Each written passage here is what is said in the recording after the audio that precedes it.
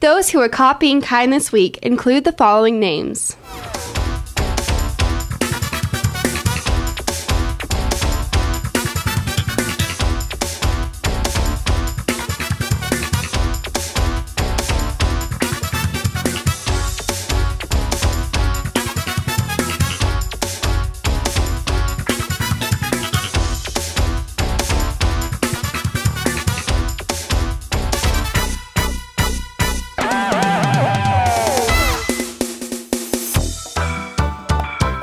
Out of all of the individuals who were nominated this week, 5 names were drawn. Timothy Karp, Trevor Holt, Vincent Johnson, Sarah Klausner, and Taylor Tinsley. Congratulations, students! Please pick up your $1 in Miss Gates' office as soon as possible. Your $1 allows you to get 2 free treats, or the equivalent of $2 worth of merchandise in the DECA store. Congratulations, winners! For Racc TV, I'm Kaylee Rice.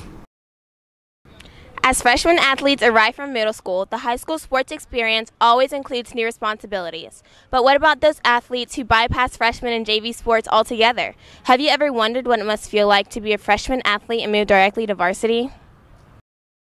I think one challenge is lack of experience, because coming from middle school, we've never really played varsity level before, and it takes a while to fit into the intensity and the skill of other players. It was exciting. I mean, it was definitely new, kind of nerve-wracking, because you didn't really know how you were going to fit in with the girls, and there's a bigger schedule and you have to cram for more, but it was overall pretty exciting. If a coach sees varsity talent in a freshman, it cannot be overlooked. You've got the talent and you've got the mental ability and the physical ability to play at that level. I feel like that's very important. I think you have to have a supreme level of maturity, and that's just not physical maturity. You have to be emotionally and mentally mature as well to be able to compete at that level as a freshman. Freshman athletes on varsity teams are well aware of the positions they suddenly find themselves in. It was definitely a big change of speed, and to learn the new plays and get the system down, it's a different ball game. Making the varsity team as a freshman was first off, it was an honor too, but there was a bunch of responsibilities that came, like the momentum and speed of the game definitely got quicker, and as a freshman you just had to adjust to it, and people were bigger, guys were bigger, stronger, so I mean you had to adjust to that, and yeah, I mean. One of the most challenging things is playing seniors on the court because they have more experience than freshmen. Because at the beginning of the year, it was a little getting integrated into high school. As a freshman, you had a lot of homework and you weren't ready for everything yet. And so balancing everything was kind of hard. Coaches are trained to scout out the best. As a freshman, it is hard to make a varsity team, but when you excel in your fundamental skills, and they are extremely high and rated high from not only me, but my other 4 coaches, then you are definitely capable of handling the competition at that next level, which is varsity. Bottom line, it's a coach's decision to put their players where they're best going to benefit the program. Though most high school athletes have to wait at least a couple of years before being considered for varsity sports, we all know a few who have been chosen for a variety of reasons. For most, that responsibility is not taken lightly, and it almost always adds to the excitement of the game. For Racc TV, I'm Carlina Sample.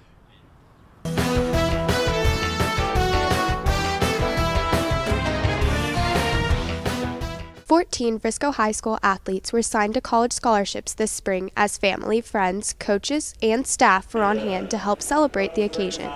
The scholarships awarded were in football, basketball, baseball, soccer, swimming, and wrestling. Why did you choose Weber International University? Because me and the coach and the girls automatically bonded when I was talking to them over the phone, and it's somewhere warm for beach volleyball. I can get my tan on. I chose Benedictine because it was the best for my education and for my football career, and it was a full ride scholarship, so I can't really be mad at that, It's a good program, and I feel like it's the best fit for me. I picked Oral Roberts because they recruited me the best. I enjoyed my visit, and I have a great chance to start and be effective immediately next year. Because I like the coaching staff and the the many opportunities that it holds. Thank you. I chose Rhodes just because it was a great opportunity to play baseball there. I have a chance to go in there and play my freshman year, and just out of all the colleges that I could have chose from, they just felt like home. I got a good scholarship, and I felt like it was the best fit for me. So Grant, is there a reason why you chose Rochester? Why, yes, there is. It was really the best fit for me. It gave me the opportunity to study engineering at a really good school, play baseball. The baseball coach really liked me, and possibly study some music while I'm there too. So it was all around the best fit for me. Out of all the colleges, why'd you pick Swanee? I just fell in love with the college as soon as I got there, and the coach was really welcoming, and so was the team. And as soon as I got on campus, I just loved it. Just because it was the place that my dad went, and I grew up loving A&M, and it just kind of felt like a home to me, and I've always wanted to go there. I really liked the environment. It wasn't too big of a school, and it was just really, all the coaches were really nice and the teammates, and I just really liked it. I really enjoyed speaking to the coach. The coach was actually very understanding, and I loved his personality. Plus, they gave me a full ride, so that kind of got me. Well, I got offered by ex-Olympic coach to stay in Texas and wrestle for him. He qualified 11 people for nationals his first year of coaching, and I get to be part of his second year, and hopefully I'll become a national champion within the next 4 years for him. Once again, FHS has produced another round of top athletes that colleges and universities across the nation were anxious to recruit. We wish you well as you begin your new adventure. For Racc TV, I'm Ari Sturgis. The Special Olympics held on April 30th were a huge success. The event was full of student volunteers, parents, staff, and cheerleaders who helped distribute the medals to the Olympian winners.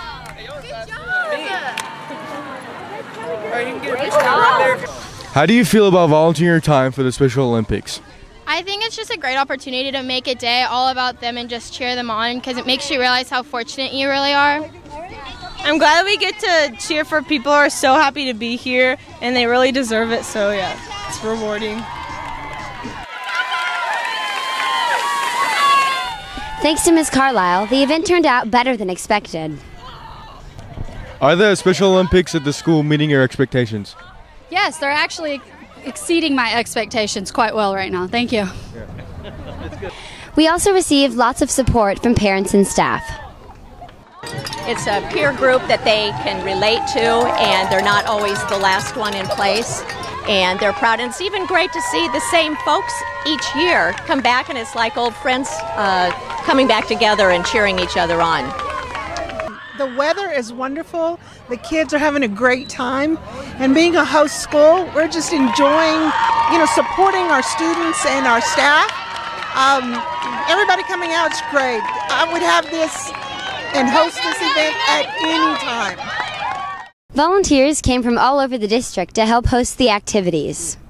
I got a lot of traits out of it, knowing what really goes on to it and the tough qualities that a lot of them have to have. But it was really fun. It was good helping out the special needs kids. It was really fun. This is a wonderful event to be able to be a part of, to cheer on athletes from across our district. I know the cheerleaders are doing an amazing job over there, having a great time meeting some really great kids, and all in all, it's been a really fun day for us. The 2015 Special Olympics was a rewarding experience for everyone involved. We would like to thank Ms. Carlisle for working so hard to bring this event to our campus. This is one competition where everyone wins. For Racc TV, I'm Madeline Hicks. This Week in History. On June 1st, 1980, CNN begins broadcasting at 5 p.m. Eastern Time, and after an introduction by Ted Turner, husband and wife duo David Walker and Lois Hart begin covering the station's first story, the attempted assassination of civil rights leader Vernon Jordan. On June 2nd, 1692, the first woman is convicted of being a witch in Salem. Bridget Bishop, who was executed later the same day, was under suspicions of witchcraft because she owned 2 taverns, played shuffleboard, and was outspoken. On June 3rd, 1965, Ed White performs the first American spacewalk. He found the experience so rewarding and amazing that he was reluctant to end the EVA, and upon re-entering the ship he said, "I'm coming back in. and it's the saddest moment of my life. On June 4th, 1919, women's suffrage is achieved when the Senate votes to pass the 19th Amendment, which prohibited state or federal sex-based restrictions on voting. The amendment would receive sufficient state ratifications a short time later in early 1920.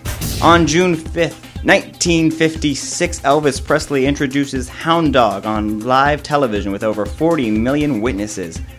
The next day, controversy exploded. Presley's exaggerated and for humorous effect hit movements led to an attack on Elvis by TV critics. They claimed his caterwauling voice and nonsense lyrics were an influence on juvenile delinquency. On June 6, 1944, the Battle of Normandy begins. D-Day, codenamed Operation Overlord, commences with the landing of over 155,000 Allied troops on the Normandy beaches in France. The Allies break through the Axis Atlantic Wall in the largest amphibious operation in history. On June 7, 1893, Mohandas Gandhi commits his first act of civil disobedience, refusing to move for a European in a South African stagecoach. Later on in his life, Gandhi would lead the struggle for Indian independence through nonviolent resistance or non-cooperation. That was This Week in History, and you're not going to hear from me again.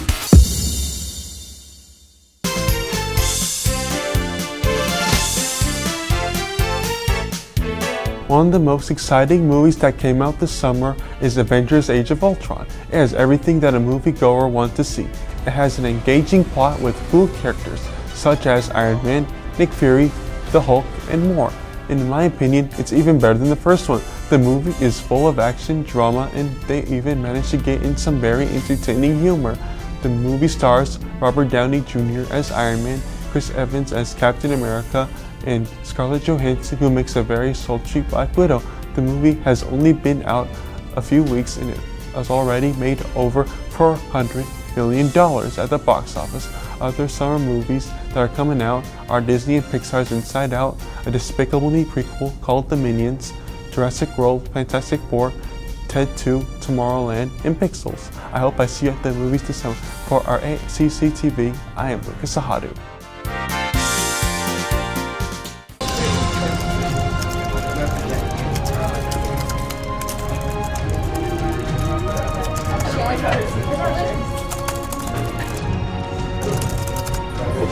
Jen, what are you doing? JJ, it's ready. Mother of mercy. It's time, isn't it? Let's do this.